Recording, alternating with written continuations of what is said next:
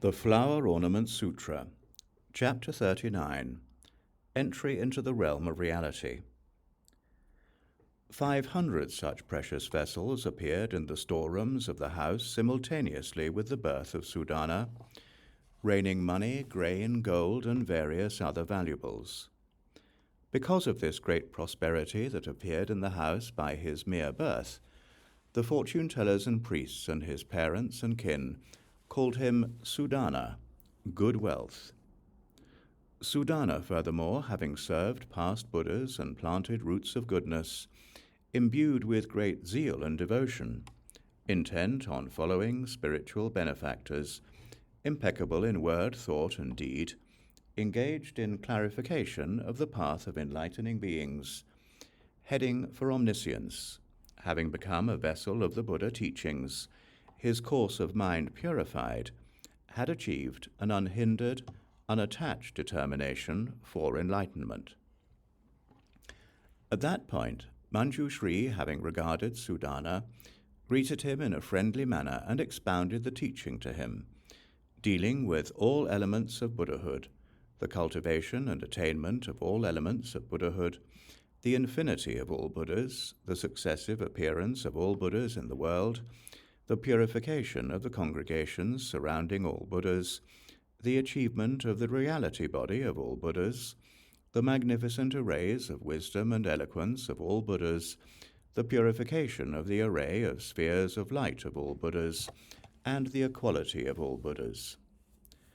Then Manjushri, having edified, inspired, sharpened, and delighted Sudana and the great crowd of people with his talk on the teaching, having caused them to set their minds on perfect enlightenment and made them remember the past roots of goodness, their past roots of goodness, stopped his teaching there, given as it was to the people in accord with their mentalities, and left.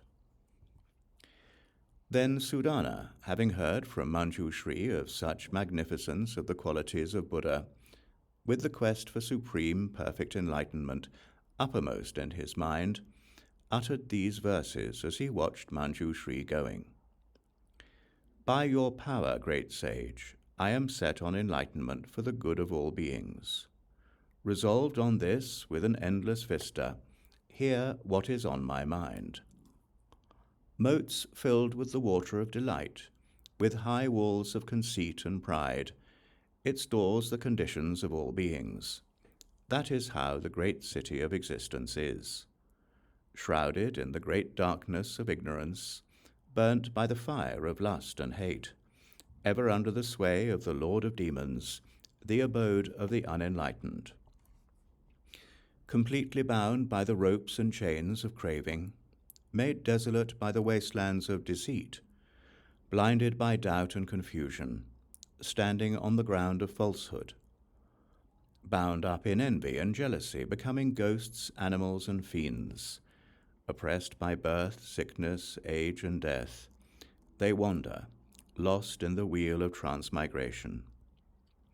May the pure orb of your compassion for them, a sun radiating the light of knowledge, risen to evaporate the sea of afflictions, shine on me like the sun. Orb full of the power of love, radiating moonbeams of virtue, grant happiness. You give light like the full moon appearing in the abodes of all beings. Endowed with all virtues and powers, your mind is in the sky of the reality realm. Instruct me, O King, with the jewel of the wheel of the teaching. Boldly advancing, resolute, on the vehicle of enlightenment, having developed great virtue and knowledge, O caravan leader arising to benefit all beings, protect me. Girt with the armor of forbearance, strength, and firmness, wielding the sword of knowledge in the hand of compassion, facing the band of demons in battle, lead me to safety, O hero. Dwelling on the peak of the polar mountain of truth, surrounded by the archangels of concentration, destroyer of the titans of affliction, look upon me, O mighty one. In the city of existences, the abode of the unaware, Your guidance out of afflictive action is definitive. Amid the confusion of the cycle of transmigration on the ground of cause, as a lamp reveal to me the way. Turning away from the paths of woe, purifying the paths of bliss, transcender of all worldly states, lead me to the door of liberation. I am stuck to the notions of permanence, self, and pleasure, blocked by falsehood and grasping. With the sharp eye of truth, knowledge, and power, quickly open the door of liberation for me. Knower of the paths of truth and falsehood, fearless in the varied knowledge of the way, certain of the guidance of all paths, show me the way to enlightenment. Tree of right insight standing firm on the ground, nourished by the water of the virtues of all Buddhas, showing flowers of virtues of Buddha teaching, show me the way to enlightenment. O teacher of the way, show me the Buddhas of the past, future, and present, makers of light, best of beings, gone to bliss. Familiar with the various mechanics of action, expert in the mechanics of the vehicle of religion, sure of the various vehicles of knowledge, show me the vehicle of enlightenment. Put me on the vehicle of enlightenment, driven by faith, studded with jewels of virtue, aglow with wheels of prayer and vows, steeled by forbearance, resting on the axle of compassion. Orb of all memory, purified with a roof of kindness, well adorned, and a beautiful bell garland of analytic powers, put me in this supreme vehicle. Adorned with a couch of pure conduct, filled with millions of concentration ladies, with the drum of truth resounding, bring me to this royal vehicle. With an infinite chamber of the four integrative methods, adorned with jewels of knowledge and pearls of virtue, harnessed with the finest rope of modesty, show me the chief of vehicles. It has the radiance of the pure sphere of light of relinquishment, the sandalwood of morality, the perfume of compassion. With the lance of forbearance, and is held together by firmness, place me on the supreme vehicle. It guides all beings, never turning back. Its frame of meditation is set up on concentration. It is drawn by the team of wisdom and means. Place me on that eminent vehicle of truth. Vows set the course and alignment of its wheels. It holds the truth steadfastly, having great power. It is well made by the dynamics of knowledge expertly. Lift me on to the vehicle of truth. It is refined by universally good action, proceeding slowly with concern for beings. Bring me to that vehicle of knowledge, of valor in pure conduct everywhere. Put me on that vehicle which cuts through all obstructions, steady and firm as the finest steel, adorned with garlands of knowledge. It is spacious, clean, impartial toward people, a refuge for all beings, bringing happiness. Put me on that vehicle of enlightenment, which sheds light throughout the cosmos. Its advance cuts through the mass of suffering, clears the sphere of dust of afflictions of action, and subdues all demons and challengers. Put me on that vehicle of truth. Its scope is universal knowledge. It arrays the sky of the reality realm. Bring me to that vehicle of truth, which fulfills the aspiration of all beings. Put me on that spiritual vehicle, pure and infinite as space, unstained by the ignorance and obscurity of views, serving all sentient beings. Put me on that spiritual vehicle, swift as the wind, sustaining the world by the wind power of vows, establishing the ground of all citadels of peace. Put me on the supreme vehicle, unshakable as the earth carrying its cargo, by the intense power of compassion, full of knowledge, beneficial to the world. It is like the sun, giving life to the world, a concentrated orb of great lights.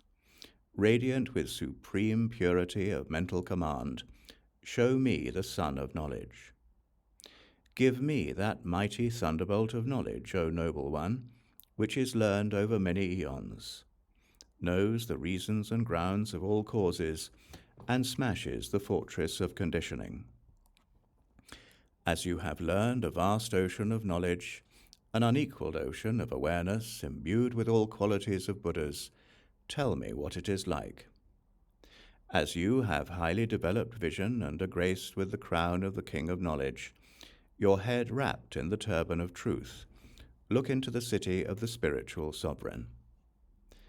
Then Manjushri, gazing like an elephant, said to Sudana, "It is good that you follow spiritual benefactors, having set your mind on supreme enlightenment, that you think you should inquire into the practice of enlightening beings, wishing to fulfill the path of enlightening beings. Attending and serving spiritual friends is the beginning, the logical course, for the accomplishment of omniscience. Therefore, you should tirelessly attend spiritual benefactors."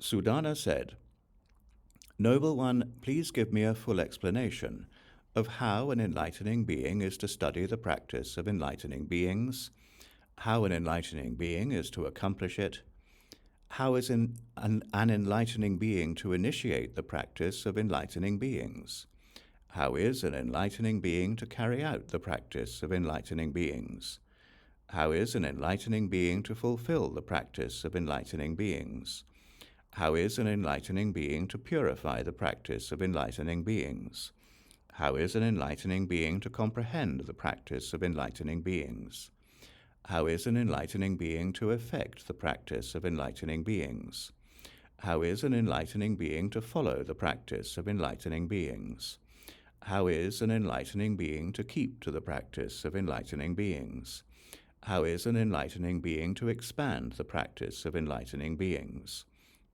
how can an enlightening being fulfill the sphere of the universally good practice?" Then Manjushri spoke to Sudana in verse. "Bravo, ocean of pure virtues who has come to me. With a mind of vast compassion, you seek supreme enlightenment. You are committed to the peerless course of conduct for the sake of the liberation of all beings. You will become a savior of the world. This is the principle of enlightening beings' practice. Enlightening beings who are steadfast and indefatigable work within the mundane. They attain universal good, invincible and unobstructed. Light of virtue, star of virtue, mine of virtue, ocean of virtue, pure. You are committed to universal good in practice for the welfare of the world. You will see infinite Buddhas in the worlds of the 10 directions, and you will hold their clouds of teachings by the power of memory. As you see the Buddhas in the Buddha lands of the 10 directions, you will clarify their ocean of vows in enlightenment practice. Those who enter this ocean of principles and stand on the ground of Buddhahood will become all-seers, learning from the guides of the world. Having practiced the conduct of universal good throughout all lands, for as many eons as there are atoms in the lands, you will reach enlightenment, the abode of peace and bliss. You should practice for boundless oceans of eons in all lands, and fulfill this undertaking of the conduct of universal higher good. Behold the millions of beings who are happy to hear your vow, who seek enlightenment by the knowledge of universal good." Then Manjushri, having uttered these verses, said to Sudana, "It is good that you think, having set your heart on supreme enlightenment, that you should find out the practice of enlightening beings. It is hard to find beings who set their hearts on supreme enlightenment.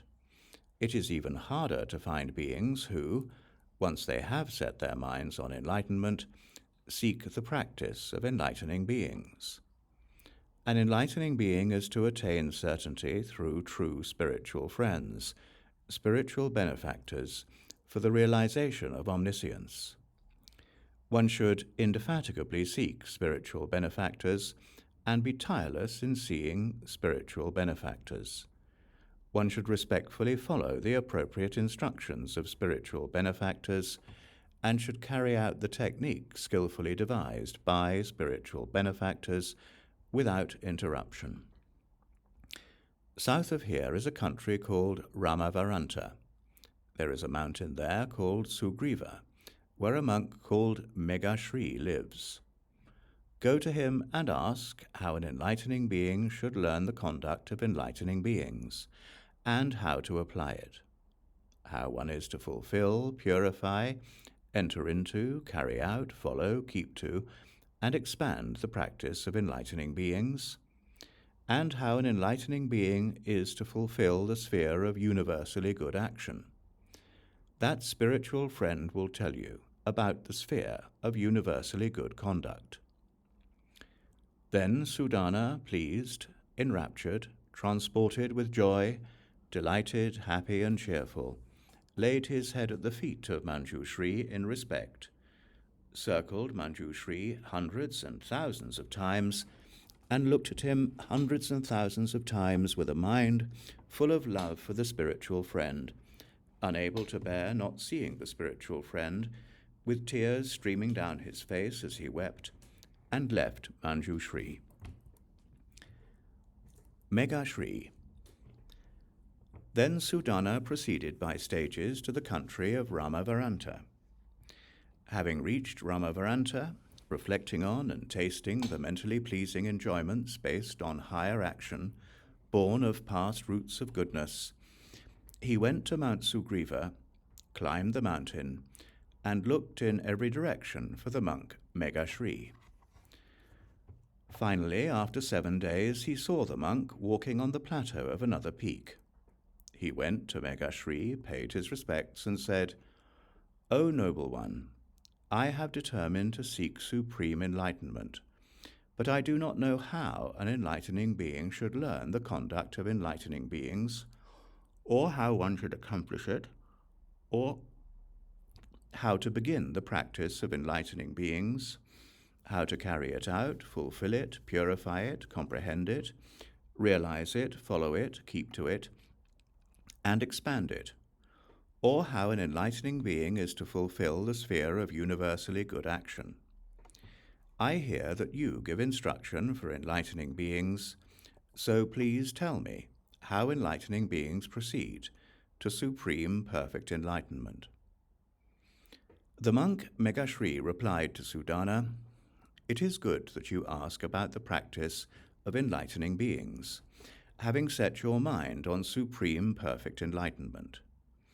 It is difficult, most difficult, to seek the practice of enlightening beings, to seek the sphere of enlightening beings, to seek the purification of emancipation of enlightening beings, to seek the purification of the path of enlightening beings, to seek the far-ranging purification of the conduct of enlightening beings, to seek the purification of the accomplishment of mystic knowledge of enlightening beings, to show the liberation of enlightening beings, to show enlightening beings exercise of compassion for the world, to oblige people according to their mentalities in the manner of enlightening beings, to show enlightening beings mundane and transcendental faces, to seek the thought and action of enlightening beings undefiled by the ills and fears of the created and the uncreated. Son, by virtue of mastery of the power of devotion, purity of the eye of perceptive faith, illumination of the light of knowledge without aversion, purity of the universal eye looking in all directions with unobstructed universal perspective, and unobstructed vision skillfully observing, skillfulness in obeisance, bowing in all directions in a state of physical purity, and the power of memory command perfectly holding the masses of teachings of all Buddhas, I see the Buddhas in all the lands of the 10 directions. That is, in the East I see 1 Buddha, 2 Buddhas, 3 Buddhas, 100 Buddhas, 1,000 Buddhas. 100,000 Buddhas, 1,000,000 Buddhas, 100 million Buddhas, 1,000,000,000 Buddhas, 100 billion Buddhas, 1,000,000,000,000 Buddhas. I see incalculable, immeasurable, uncountable, inconceivable, incomparable, incomprehensible, unlimited, ungraspable, inestimable, unutterable numbers of Buddhas. I see as many Buddhas as atoms in this continent. I see as many Buddhas as atoms in the land masses of the 4 continents. I see as many Buddhas as atoms in the 1,000 world, million world, and billion world Buddha lands. I see as many Buddhas as atoms in 10 Buddha lands. I see as many Buddhas as atoms in 100 Buddha lands. I see as many Buddhas as atoms in 1,000 Buddha lands. I see as many Buddhas as atoms in 100,000 Buddha lands. I see as many Buddhas as atoms in 1,000,000 Buddha lands. I see as many Buddhas as atoms in 100 million Buddha lands. I see as many Buddhas as atoms in 1,000,000,000 Buddha lands. I see as many Buddhas as atoms in 100 billion Buddha lands. I see as many Buddhas as atoms in 1,000,000,000 Buddha lands. I see as many Buddhas as atoms in untold numbers of Buddha lands. As in the East, in the same way I see untold Buddhas in all the other directions as well. Looking in each direction, I see Buddhas with various appearances. I see Buddhas with various forms, various transfigurations, various exercises of power, various congregations, radiating light in networks of rays of many colors, with various arrays of states of purity in their Buddha lands, various lifespans, showing magical projections of various ways of purification of enlightenment to beings according to their mentalities, roaring the mighty lion roar of Buddhas. Son, from this universal light, in which is concentrated the information of all sense objects, I have attained mindfulness of the Buddhas. But how can I know the practice or tell of the virtues of the enlightening beings who have purified the sphere of endless knowledge, who have attained the means of mindfulness of Buddhas in the sphere of universal illumination, by seeing right before their eyes the pure arrays of abodes in all Buddha lands in the spheres of all Buddhas, who have attained the means of mindfulness of Buddhas in which the 10 powers are developed, by following the infinite 10 powers of the enlightened, who have attained the means of mindfulness of Buddhas in which the truth is displayed, by observation of the clouds of bodies of all Buddhas as sources from which the truth is heard, who have attained the means of mindfulness of Buddhas which is the seed of illumination of all realms, by plunging into the undivided ocean of Buddhas in all oceans of realms, who have attained the means of mindfulness of Buddhas throughout the 10 directions, by comprehending the majesty of projections of all Buddhas in all microcosms, who have attained the means of mindfulness of Buddhas in all ages, by communication of the inseparable vision of Buddha in all ages, who have attained the means of mindfulness of Buddhas in all times, by seeing Buddhas according to the time in all times and living with them inseparably, who have attained the means of mindfulness of Buddhas in all fields, by communication of the vision of the transcendent, unsurpassed body of Buddhas in all Buddha fields, who have attained the means of mindfulness of Buddhas in all sense objects, by communication of vision of successive emergence of Buddhas in all objects, who have attained the means of mindfulness of Buddhas by which peace is developed, through revelation of the ultimate extinction of all Buddhas in all worlds in a single instant, who have attained the means of mindfulness of Buddhas by which detachment is developed, by revelation of all Buddhas going forth from all abodes in one day, who have attained the means of mindfulness of Buddhas in the past, by revelation of the bodies of Buddhas, each Buddha sitting cross-legged filling the cosmos, who have attained the means of mindfulness of Buddhas in the minute, by entering into the service of untold Buddhas appearing in a single point, who have attained the means of mindfulness of Buddhas in supernal manifestations, by communication of visions of mystical displays of attainment of enlightenment in all worlds in one instant, who have attained the means of mindfulness of Buddhas in religious actions, by attainment of the illumination of knowledge of the miracle of all Buddhas coming forth and teaching, who have attained the means of projected mindfulness of Buddhas, by apprehending appearances of all Buddhas seen as they wish, who have attained the means of mindfulness of Buddhas in deeds, by showing reflected images according to the deeds that all beings have done, who have attained the means of mindfulness of Buddhas in mystic projections, by means of the ubiquitous manifestation of visions of tremendous projections of Buddhas on lotus blossoms, blooming in all phenomenal and noumenal realms, who have attained the means of mindfulness of Buddhas in space, by vision of the space of the cosmos, adorned by clouds of images of Buddhas. Go, son. South of here is a place called Sagaramukha, where there lives a monk named Sagaramegha. Go to him and ask him how an enlightening being is to learn and accomplish the conduct of enlightening beings. He will reveal to you a spiritual benefactor. He will introduce you into the cause of accumulation of roots of goodness. He will get you to develop the vast ground of provisions for enlightenment. He will tell you of the immense, intense power of roots of goodness. He will inform you of the great cause of preparation of the determination for enlightenment.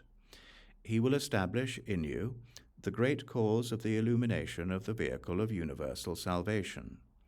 He will cause you to develop the great power of the set of transcendent ways. He will get you to purify extensive means of entry into the ocean of religious practice. He will get you to purify the vast sphere of vows. He will get you to develop extensive systems of all-sided emancipation. He will get you to develop the immense power of compassion. Then Sudana paid his respects to the monk Megashri and left. Sagaramegha. Then Sudana, reflecting on the instructions of that spiritual benefactor, pondering that enlightening liberation, polishing that enlightening method of concentration, peering into that conductor into the ocean of the essence of enlightenment, intent upon the sphere of Buddhahood, seeking that direction to the vision of Buddha, thinking about that ocean of Buddhas, remembering the succession of Buddhas, following that approach to the means of enlightenment, looking throughout that sky of the enlightened, went gradually to the monk Sagaramegha in the region of Sagaramukha. When he got there, he paid his respects to Sagaramegha and said, O noble one, I have set out for supreme perfect enlightenment and want to enter the supreme ocean of knowledge, but I do not know how enlightening beings get out of the host of worldlings and into the host of the enlightened, emerge from the ocean of the mundane world and enter the ocean of omniscience, die away from the state of ignorant sentient beings and are born in the family of Buddhas, withdraw from the stream of the mundane world and follow the stream of enlightening practice, escape from the wheel of transmigration in the mundane world and turn to the wheel of practice and vows of enlightening beings, destroy the gang of all demons and make manifest the light of the host of all Buddhas, evaporate the ocean of craving and increase the water of great compassion, close all doors of decadence and miserable states and evils which are inopportune for enlightenment, and open the door of heaven and nirvana, break through the door of the city of the mundane, and enter the door of the city of omniscience. Give up craving for all luxuries, and give rise to the determination to care for all beings. To this Sagaramegha replied, It is good that you have set your mind on supreme, perfect enlightenment. The will for enlightenment is not developed by people who have not planted roots of goodness. The will for enlightenment is produced by those who have attained the illumination of all-sided roots of goodness, who are illumined by the light of knowledge of concentration on the path containing the means of enlightenment, who have accumulated a vast ocean of virtue as provisions for the path to enlightenment, who ceaselessly practice all that is pure and good, who tirelessly apply the methods set up by all spiritual benefactors, who are not worried about their physical subsistence, who are free from clinging to material things, whose minds are equanimous as the earth, without high or low, who are by nature compassionate and friendly, who face up to all states of being, who seek the sphere of those who realize thusness.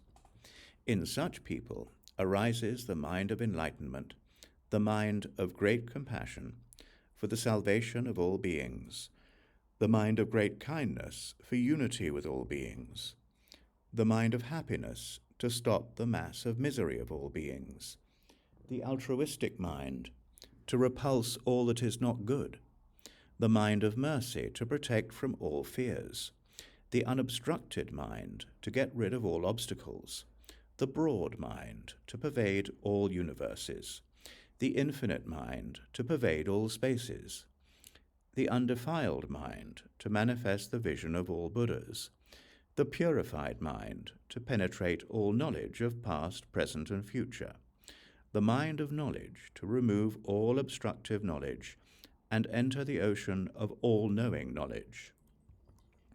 Son, I have been living here in Sagaramukha, Ocean Door, for 12 years, having focused my mind on the ocean and kept it present in my awareness, reflecting on the measureless vastness of the great ocean, its pure clarity, its unfathomable depth, its gradual deepening, its variety of deposits of precious substances, the measurelessness of its body of water, its infinity, its being the dwelling place of various immense creatures, its being covered by great clouds, and how it neither increases nor decreases. I think, is there anything else in the world as vast as the great ocean, as broad, as measureless, as deep, as various? While I was engaged in these thoughts, an enormous lotus from the bottom of the ocean appeared before me. Its stem was of unsurpassed jewels, sapphires, and diamonds, with a wreath of agate. Its broad leaves of pure gold, with an array of buds of yellow sandalwood and filaments of emerald, as measureless in breadth as the ocean. Its calyx was on a stem held by 1,000,000 Titan chiefs.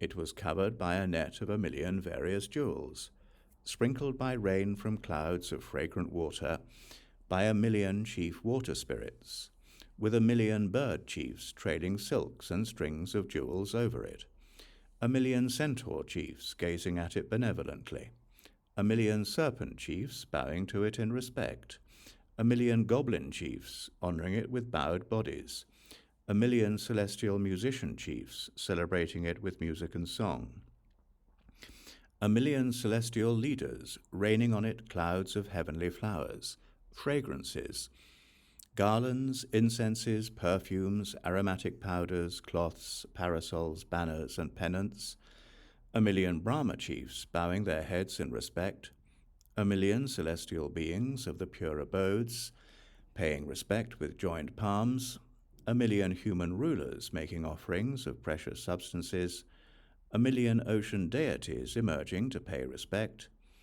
It was illumined by arrays of light beams from 1,000,000 luminous jewels, adorned with 1,000,000 pure jewels in orderly arrays, containing 1,000,000 radiant jewels, blazing with the great splendor of 1,000,000 dazzling jewels, shining endlessly with 1,000,000 jewels from various sources, adorned with 1,000,000 jewels symbolic of earth arrayed all around, incomparably arrayed with 1,000,000 of the finest diamonds, brilliantly covered with 1,000,000 sun-containing jewels, decorated with 1,000,000 beautiful jewels in various colors, decorated with 1,000,000, blazing with the light of an endless array of 1,000,000 wish-fulfilling jewels.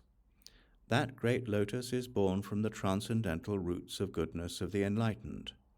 It appears everywhere, directed to the will of enlightening beings. It comes forth from the principle of illusoriness. It is produced by pure deeds.